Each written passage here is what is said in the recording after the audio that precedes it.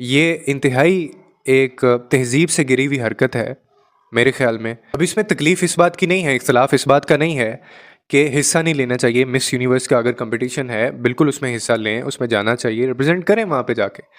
लेकिन जो ड्रेसिंग की हुई है, एक तो वो इंतहाई इनअप्रोप्रिएट है कि आप ये ड्रेसिंग अपने बच्चों को नहीं दिखा सकते, ठीक है? दूसरा, जो परचम सऊदी अरेबिया का है जिसके ऊपर कलमा लिखा हुआ है, उसके साथ इस तरह किसी को आधे कपड़े पहना के खड़ा करना, क्या आपको लगता है आप इसको जस्टिफ़ाई कर सकते हैं कि ये इसको सराहना चाहिए हमें इस अमल को, या हमें इसको इनकरेज करना चाहिए और हमें इसको जी आगे भेजना चाहिए, ज़्यादा से ज़्यादा शेयर करना चाहिए? कोई पाकिस्तानी मीडिया के ऊपर, किसी सोशल मीडिया के ऊपर आपको इसके ऊपर कोई क्रिटिक्स देखने को नहीं मिलेंगे। हो सकता है 2-4 आपको कमेंट्स मिल जाएँ सोशल मीडिया पे, जो सेलिब्रिटीज़ हैं वो इसके ऊपर बात कर रही हों। लेकिन मेन स्ट्रीम के ऊपर आपको कोई इसके ऊपर बात करता नज़र नहीं आएगा। क्यों? उसकी वजह भी आप जानते हैं कि जो लोग हमारे